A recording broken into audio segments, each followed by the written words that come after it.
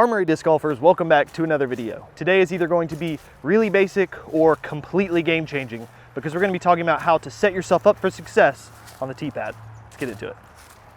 You see that? That's a disc golf basket, or the top of one anyway. And I want to get my disc to go as close to that as possible because with the way that I putt, typically that works out better for me. However, I very rarely actually aim at the basket. Today, I'm going to give you 2 quick tips on how to improve your accuracy and decrease your scores. This first tip is the more basic of the two, but I'm often surprised at how many people tell me that they don't visualize their lines. I was talking to a guy the other day who's a pretty good golfer, and he told me that on holes like this, he would just line up looking at the basket, and then as he was throwing, just try to think how far off to the right he needed to throw the disc in order to get it to land at the basket. Rather than use that approach, my first tip for you today is to visualize how your disc is going to fly through the air and then focus on a window in the fairway that you want your disc to hit. The vast majority of the time in disc golf, we're not throwing just frozen ropes directly from the tee pad to the basket. So for all those shots that you need to break left or right, pick an aim point in the fairway, typically like a tree or something. Think about what angle you want to get to that aim point on, and then just focus on hitting that window in the fairway. You don't actually want to hit the tree, but you can line your shot up with one. For example, on this shot, I can take my disc and aim it to this right side tree on the fairway, pretty flat, a little bit of hyzer, and I know that it will get to that aim point and then break left, hopefully close enough for me to make a putt. It's pretty much at the tree that I want it to be, and now it's breaking over, and we'll see where we lie.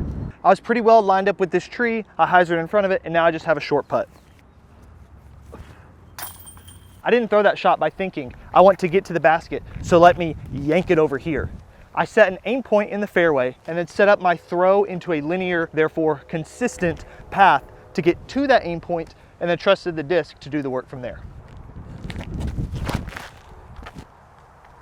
This will also really help as you're learning to do things like throw anhyzers, because instead of thinking about how to weave a disc down the fairway, you can just think, I'm going to put this disc on this angle here and then trust the disc to do the work from there. And that brings me to my second tip, which I think can be really big for a lot of players. I see way too many people running straight down the tee pad or straight up towards their approach, regardless of what angle they want to throw on. As I've shown with these 2 hyzer shots already, it's best to move slightly left to right on the tee box if you're throwing a hyzer. You can see how doing something like this would be much more consistent to get that hyzer release than doing something like this.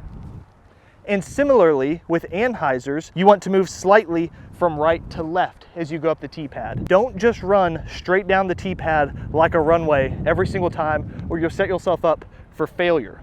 I alluded to this a bit in my video about hitting lines, but this is more specifically on the footwork side of things. If you want to throw dead straight at the basket, go dead straight at your target. If you want a hyzer, it's best to move slightly from left to right. And if you want to throw an anhyzer, it's best to move slightly from right to left. Utilize the space that you have on the ground to set yourself up for success. For example, on this shot, I want this disc to land to the right, but instead of going straight or to the right on the tee pad and getting into this position and then trying to yank over to get the disc to fly on an anhyzer, which leads to pretty bad rounding. Instead, what I should be doing is starting from the right side, moving up towards the left side of the box, and then going on a linear path towards the hit point in the fairway. From there, you trust the stability of the disc and the angle you put it on to get it to shape the shot you want. But you want to set yourself up for consistent linear paths towards those hit points, whether they're on anhyzers or on hyzers.